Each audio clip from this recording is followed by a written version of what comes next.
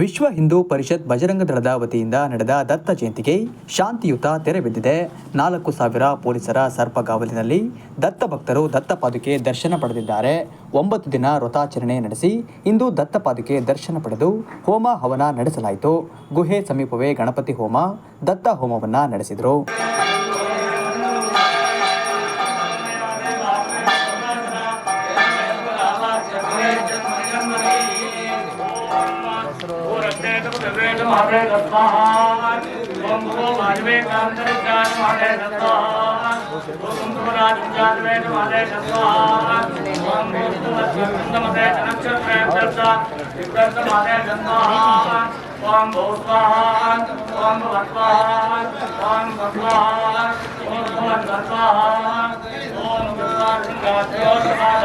ಪೂರ್ಣಾಹುತಿಯಲ್ಲಿ ವಿವಿಧ ಮಠದ ಸ್ವಾಮಿಗಳು, ಶ್ರೀರಾಮ ಸೇನೆಯ ಮುಖ್ಯಸ್ಥ ಪ್ರಮೋದ್ ಮುತಾಲಿಕ್, ವಿಧಾನ ಪರಿಷತ್ ಶಾಸಕ ಸಿಟಿ ರವಿ ಹಾಗೂ ವಿಎಚ್ಪಿ ಬಜರಂಗ ದಳದ ಪ್ರಮುಖರು ಪಾಲ್ಗೊಂಡರು. ಶ್ರೀರಾಮ ಸೇನೆಯ ರಾಷ್ಟ್ರೀಯ ಅಧ್ಯಕ್ಷ ಪ್ರಮೋದ್ ಮುತಾಲಿಕ್ ಅವರು ಮಾತನಾಡಿ, ಹಿಂದೂ ಧರ್ಮ ಅಪಾಯದಲ್ಲಿದೆ, ಹಾಗಾಗಿ ಹಿಂದೂಗಳೆಲ್ಲ ಒಟ್ಟಾಗಿ ಹಿಂದೂ ಧರ್ಮದ ರಕ್ಷಣೆ ಮಾಡಬೇಕು ಎಂದರು.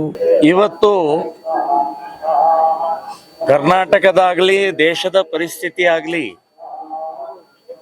ನೋಡಿದ್ರೆ ಹಿಂದೂ ಅಪಾಯದಲ್ಲಿದ್ದಾರೆ, ಹಿಂದೂ ಧರ್ಮ ಅಪಾಯದಲ್ಲಿದೆ. ಹಾಗಾಗಿ ಹಿಂದೂಗಳೆಲ್ಲರೂ ಒಟ್ಟಾಗಬೇಕು ಅಂತನ್ನುವಂಥದ್ದಂತೂ ಪ್ರಶ್ನೆನೇ ಇಲ್ಲ. ಆದರೆ ಹಿಂದೂ ಸಂಘಟನೆಗಳು ಕೂಡ ಒಂದಾಗಬೇಕು, ಒಟ್ಟಾಗಿ ಹೋರಾಟ ಮಾಡಬೇಕು ಅಂತನ್ನುವಂಥದ್ದನ್ನ ನಾವು 25ನೇ ವರ್ಷದ ಈ ದತ್ತಪೀಠದ ಹೋರಾಟದ ನಿಮಿತ್ತವಾಗಿ ಒಂದು ಸಂದೇಶವನ್ನು ಕೊಡ್ತಾ ಇದ್ದೀವಿ.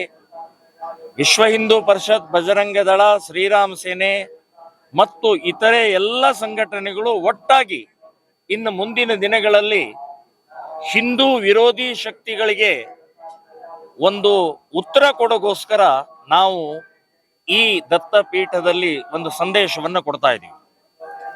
ಇನ್ನು ದತ್ತಪೀಠದ ಈ ಹೋರಾಟದ ಒಂದು ನಿಮಿತ್ತವಾಗಿ ಇಸ್ಲಾಮಿನ ಮಾನಸಿಕತೆ ಏನಿದೆ, ಅತಿಕ್ರಮಣ ಮಾಡಿಕೊಳ್ಳುವಂತಹದ್ದು, ಭೂಮಿ ಕಬಳಿಸುವಂತಹದ್ದು ಮತ್ತು ಇತರೆ ರೀತಿಯ ಅವರ ಆಕ್ರಮಕ ಏನು ಒಂದು ನೀತಿ ಇದೆ, ಅದಕ್ಕೆ ಉತ್ತರ ಕೊಡೋಗೋಸ್ಕರನೇ ದತ್ತಪೀಠದ ಹೋರಾಟ ಒಂದು ನಿಮಿತ್ತ ಮಾಡಿ ಇಡೀ ಕಾರ್ಯಕರ್ತರಲ್ಲಿ, ಸಂಘಟನೆಗಳಲ್ಲಿ ತಾಕತ್ತು ತುಂಬಿದಂತ, ಶಕ್ತಿ ತುಂಬಿದಂತ ಈ ಹೋರಾಟ ಇದೆ.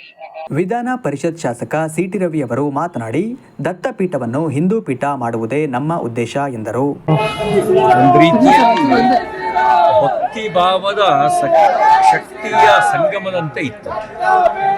ಇವತ್ತು ಬೆಳಿಗ್ಗೆ ಸುಮಾರು 6 ಗಂಟೆಯಿಂದಲೇ ಚಿಕ್ಕಮಗಳೂರು ಜಿಲ್ಲೆ ಮತ್ತು ರಾಜ್ಯದ ವಿವಿಧ ಭಾಗಗಳಿಂದ ದತ್ತಮಾಲಾಧಾರಿಗಳು ಬಂದು ದತ್ತಪಾದುಕೆಯ ದರ್ಶನವನ್ನು ಪಡೆದಿದ್ದಾರೆ. ಬೆಳಗ್ಗೆಯಿಂದ ಗಣಹೋಮ ಮತ್ತು ದತ್ತಾತ್ರೇಯ ಹೋಮ ಸಾಂಗೋಪಸಾಂಗವಾಗಿ ನಡೀತಾ ಇದೆ. ನಾವು ಈಗಲೂ ಹೇಳೋದಿಷ್ಟೇನೆ, ಇಸ್ಲಾಮು ತನ್ನ ಮೂಲ ಸ್ವರೂಪವನ್ನು ಬದಲಾಯಿಸಿಕೊಳ್ಬೇಕು. ಅದರಲ್ಲಿರುವಂಥ ಇಂಟಾಲರೆನ್ಸ್, ಅಸಹಿಷ್ಣುತೆ ಇವತ್ತಿನ ಕಾಲಕ್ಕೆ ಸೂಕ್ತವಾದದ್ದಲ್ಲ. 1400 ವರ್ಷದ ಹಿಂದಿನ ಬರ್ಬರತೆಯನ್ನೇ ಇವತ್ತಿಗೂ ಅಳವಡಿಸ್ಕೊಳ್ಳೋದು ಅದು ಜಗತ್ತಿಗೆ ಮತ್ತು ಮುಸ್ಲಿಂ ಸಮುದಾಯಕ್ಕೂ ಕೂಡ ಒಳ್ಳೆಯದಲ್ಲ. ಇವತ್ತು ಭಯೋತ್ಪಾದಕರು ಅಂದರೆ ಬಹುದೊಡ್ಡ ಪಾಲು ಮುಸಲ್ಮಾನರು ಅಂತಕ್ಕಂಥದ್ದು ಆ ಸಮುದಾಯ ಚಿಂತನೆ ಮಾಡಬೇಕಾದ ವಿಷಯ. ನೋಡಿ, ಭಾರತದಲ್ಲಿ 333 ಕೋಟಿ ದೇವತೆಗಳಿದ್ದಾರೆ.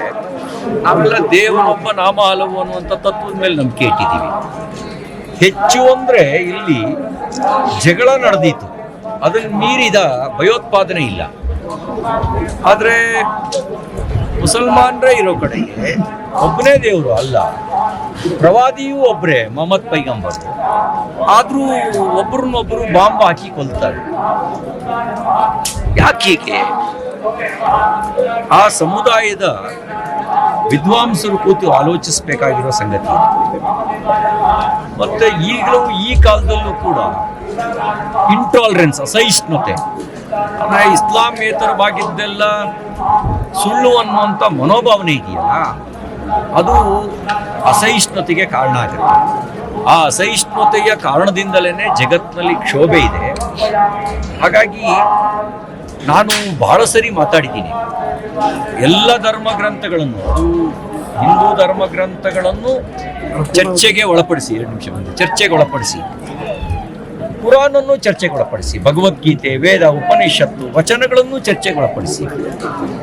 ಮಾನವ ಕುಲಕ್ಕೆ, ಜಗತ್ತಿಗೆ ಹಿತಕಾರಿಯಾದ ಅಂಶಗಳನ್ನಷ್ಟೇ ಧರ್ಮಗ್ರಂಥಗಳನ್ನು ಉಳಿಸ್ಕೊಳ್ಬೇಕು. ಮಾನವ ಕುಲಕ್ಕೆ ಹಿತಕಾರಿ ಅಲ್ಲದ ಅಂಶಗಳು ಅದು ಕ್ಷೋಭೆಯನ್ನು ನಿರ್ಮಾಣ ಮಾಡ್ತವೆ, ಭಯೋತ್ಪಾದನೆಯನ್ನು ನಿರ್ಮಾಣ ಮಾಡ್ತವೆ, ನೆಮ್ಮದಿಯನ್ನು ಹಾಳು ಮಾಡ್ತವೆ. ಅಂಶವನ್ನು ತೆಗೆದುಹಾಕಬೇಕು. ನಡೀತಕ್ಕಂಥ ಅದ್ದೂರಿಯಾಗಿರ್ತಕ್ಕಂಥ ದತ್ತಪೀಠ ಜಯಂತಿ ಯಶಸ್ವಿಯಾಗಿದೆ, ಇನ್ನು ಸಂಪನ್ನವಾಗಿ ನಡಿಬೇಕಾಗಿದೆ. ಇದಕ್ಕೆ ಸಮಸ್ತ ಎಲ್ಲ ಭಕ್ತ ಬಾಂಧವರೆಲ್ಲರೂ ಕೂಡ ಸಹಕಾರ ಕೊಟ್ಟರೆ ಈ ಕ್ಷೇತ್ರ ಅಭಿವೃದ್ಧಿ ಆಗುತ್ತೆ. ದಿನೇ ದಿನೇ ಅದು ಅಭಿವೃದ್ಧಿ ಆಗ್ತಕ್ಕಂಥದ್ದು ನೋಡಿ ಸಂತೋಷ. ಇನ್ನೂ ಆದಷ್ಟು ಜನಗಳಿಗೆ ಅನುಕೂಲ ಆಗಬೇಕಿದ್ರು. ಆ ನಿಟ್ಟಿನಲ್ಲಿ ಸರ್ಕಾರ ಆದಷ್ಟು ಕಾರ್ಯಕ್ರಮಗಳನ್ನು, ಅಭಿವೃದ್ಧಿ ಕಾರ್ಯಕ್ರಮ ಕೈಗೊಂಡು ಬಂದಂಥ ಭಕ್ತಾದಿಗಳಿಗೆ, ಯಾತ್ರಿಕರಿಗೆ ಯಾವುದೇ ತೊಂದರೆ ಇಲ್ಲದಂಥ ರೀತಿಯಲ್ಲಿ ವ್ಯವಸ್ಥೆಯನ್ನು ಬೇರೆ ಕಡೆ ಮಾಡಿಕೊಡ್ತಿಲ್ಲ, ಅದೇ ರೀತಿ ಇಲ್ಲಿ ಮಾಡಿಕೊಡ್ಲಿ ಅಂತ ನಮ್ಮೊಂದು ಸಮಗ್ರವಾಗಿ ಆಗ್ರಹ ಮಾಡ್ತದೆ. ಸಂಸ್ಕಾರ ಸಂಸ್ಕೃತಿಯ ನೆಲೆಬೀಡಾಗಿ ದಕ್ಷಿಣ ಭಾರತದಲ್ಲಿ ಚಿಕ್ಕಮಗಳೂರು ಜಿಲ್ಲೆ ಈ ದತ್ತಪೀಠದಲ್ಲಿ ಇವತ್ತು ನೆಲೆಗೊಂಡಿದೆ. ಇದು ಅಜರಾಮರವಾಗಿ ಉಳಿಬೇಕು. ನಮ್ಮ ಪರಂಪರೆ ನಶಿಸಿ ಹೋಗ್ಲಿಕ್ಕೆ ನಾವು ಯಾವತ್ತು ಹಿಂದೂಗಳು ಬಿಡಬಾರ್ದು, ಅದನ್ನು ಉಳಿಸ್ಕೊಂಡು ಹೋಗ್ಬೇಕು. ಸನಾತನ ಭಾರತೀಯ ಸಂಸ್ಕೃತಿಯ ನೆಲೆಗಟ್ಟಿನಲ್ಲಿರ್ತಕ್ಕಂಥ ಭವ್ಯ ಪರಂಪರೆ, ದಿವ್ಯ ಸನಾತನ ಸಾಧು ಸಂತರ ಪೂಜ್ಯರ ನಾಡಾಗಿರ್ತಕ್ಕಂಥ ದೇಶ ಜಗತ್ತಿನಲ್ಲಿ ಯಾವ್ದಾದ್ರು ಅದು ಭಾರತ ಅಂತ. ಇಂಥ ಭಾರತದಲ್ಲಿ ಹಿಂದೂಗಳ ಪರಿಸ್ಥಿತಿ ಹೇಗಾಗಿದೆ ಅಂತಂದ್ರೆ, ನಮ್ಮದೇ ಶರೀರಕ್ಕೆ ನಾವು ಉಸಿರನ್ನು ತಗೊಳ್ಳುವಾಗ ಇನ್ನೊಬ್ಬನ ಅಪ್ಪಣೆಯನ್ನ ಕೇಳಿ ಉಸಿರು ತಗೊಳ್ಳುವ ಪರಿಸ್ಥಿತಿ ಬಂದಿದೆ. ಅದು ಆಗಬಾರ್ದು ಅಂತಂದ್ರೆ ಸಮಸ್ತ ಭಾರತೀಯರೆಲ್ಲರೂ ಸೇರಿ ಉತ್ತರ ಮತ್ತು ದಕ್ಷಿಣ ಅನ್ನೋದು ಭಿನ್ನ ಭೇದ ಮಾಡದೆ ನಾವೆಲ್ಲರೂ ಸಮರ್ಪಕವಾಗಿ ಸಮರೋಪಾದಿಯಲ್ಲಿ ನಮ್ಮ ತತ್ವ ಸಿದ್ಧಾಂತಗಳನ್ನ ಉಳಿಸ್ಕೊಳ್ಳಿಕ್ಕೆ, ನಮ್ಮ ಆಚಾರ ವಿಚಾರಗಳನ್ನ ಬೆಳೆಸ್ಕೊಳ್ಳಿಕ್ಕೆ, ನಾವು ಭಾರತೀಯರಾಗಿ ಉಳ್ಕೊಳ್ಳಿಕ್ಕೆ ಈ ದತ್ತಪೀಠ ನಮ್ಮ ಅವಿಭಾಜ್ಯ ಅಂಗವಾಗಿದೆ. ಭಾರತ ದೇಶ ಏನಿದೆ ಸಾಧು ಸಂತರ ಪುಣ್ಯ ಭೂಮಿ. ಇದು ದತ್ತಾತ್ರೇಯರ ಪುಣ್ಯ ಭೂಮಿಯಲ್ಲಿ ಇವತ್ತು ಏನು ದತ್ತ ಜಯಂತಿ ನಡೀತಾ ಇದೆ, ದೇಶಾದ್ಯಂತ ಈ ಕಡೆ ಜನ ಮುಖ ಮಾಡಿ ನೋಡ್ತಾ ಇದ್ದಾರೆ. ನಾನು ಈ ಮಾಧ್ಯಮದ ಮುಖಾಂತರ ಮನವಿ ಮಾಡೋದಿಷ್ಟೇ, ಭಾರತ ದೇಶದಲ್ಲಿ ದತ್ತಪೀಠ ಅಂತಕ್ಕಂಥದ್ದು ಇರೋದು ಒಂದೇ ಇದೆ. ಅಂತ ದತ್ತಪೀಠದ ಬಗ್ಗೆ ಸರ್ಕಾರಗಳು ಬಹಳ ನಿರ್ದಾಕ್ಷಿಣ್ಯವಾಗಿ ಕೆಲವೊಂದು ಕೆಲಸಗಳನ್ನ ಮಾಡ್ಬೇಕಾಗ್ತದೆ. ಆದೇಶ ಮತ್ತೆ ನ್ಯಾಯಾಲಯದ ಆದೇಶ ಪ್ರಕಾರದಲ್ಲಿ ಇವತ್ತು ಪೂಜಾ ವಿಧಿವಿಧಾನ ಸಕ್ಸಸ್ ಆಗಿ ಪೂರ್ಣ ಎಲ್ಲ ಸ್ವಾಮೀಜಿಗಳು ಬಂದಿದ್ರು, ಶಾಸಕರು ಬಂದಿದ್ದಾರೆ, ಎಲ್ಲರೂ ನಮ್ಮ ಕಮಿಟಿ ಮತ್ತೆ ಜಿಲ್ಲಾಧಿಕಾರಿಗಳು ಮತ್ತೆ ಮುಜರಾಯಿ ಡಿಪಾರ್ಟ್ಮೆಂಟ್ ಎಲ್ಲ ಸೇರಿ ಇವತ್ತು ನಮ್ಮ ದತ್ತ ಜಯಂತಿ ಸಕ್ಸಸ್ ಆಗಿದೆ. ನಂತರ ನಮ್ಮ ದತ್ತಾತ್ರೇಯ ಸ್ವಾಮಿಗಳದ್ದು ಒಂದು ದತ್ತ ಹೋಮ ಆಯ್ತು. ನಮ್ಮ ಅಧಿಕಾರಿಗಳು, ನಮ್ಮ ಕಮಿಟಿಯವರು ಎಲ್ಲರೂ ಇದ್ರು. ಪ್ರತಿ ವರ್ಷನೂ ನಡೆದಂಗೆ ಈ ವರ್ಷನೂ ಸಹ ನಮ್ಮ ಪ್ರದೀಪ್ ತಂತ್ರಿಗಳಿಂದ ನೇತೃತ್ವದಲ್ಲಿ ಹೋಮ ಹವನಗಳನ್ನೆಲ್ಲ ಆಗಿದೆ. ಪ್ರಸಾದದ ವ್ಯವಸ್ಥಾಪನಾ ಸಮಿತಿಯಿಂದಲೇ ಬರುವಂತ ಭಕ್ತಾದಿಗಳಿಗೆ ಪ್ರಸಾದದ ವ್ಯವಸ್ಥೆಯನ್ನು ಸಹ ಮಾಡಿದ್ದೀವಿ. ಪ್ರತಿ ವರ್ಷದ ಹಾಗೆ ಈ ವರ್ಷವೂ ಸಹ ನಮ್ಮಲ್ಲಿ ಚಿಕ್ಕಮಗಳೂರು ಜಿಲ್ಲೆಯಲ್ಲಿ ದತ್ತ ಜಯಂತಿ ಉತ್ಸವವನ್ನು 3 ದಿನಗಳ ಕಾಲ ವಿಜೃಂಭಣೆಯಿಂದ ಆಚರಣೆಯನ್ನು ಮಾಡಲಾಯಿತು. ಮೊದಲ ದಿನ ಅನಸೂಯ ಪೂಜೆ. ಈ ಪೂಜೆಗೆ ರಾಜ್ಯದ ಬೇರೆ ಬೇರೆ ಜಿಲ್ಲೆಗಳಿಂದ ಸಾವಿರಾರು ಸಂಖ್ಯೆಯಲ್ಲಿ ಮಹಿಳೆಯರು ಬಂದು ಇಲ್ಲಿ ಒಂದು ಅನಸೂಯ ಪೂಜೆ, ದುರ್ಗಾ ಹೋಮ, ಗಣ ಹೋಮ ಈ ಎಲ್ಲ ಪೂಜಾ ಕೈಂಕರ್ಯಗಳಲ್ಲಿ ಭಾಗವಹಿಸಿದ್ರು. ಇದಾದ ನಂತರ ನಿನ್ನೆ ನಗರದಲ್ಲಿ ಶೋಭಾಯಾತ್ರೆ ನಡೆಯಿತು. ಶೋಭಾಯಾತ್ರೆಯಲ್ಲಿ ಸುಮಾರು 10 ರಿಂದ 15 ಸಾವಿರ ಭಕ್ತಾದಿಗಳು ಆ ಒಂದು ಶೋಭಾಯಾತ್ರೆಯಲ್ಲಿ ಭಾಗವಹಿಸಿದ್ರು.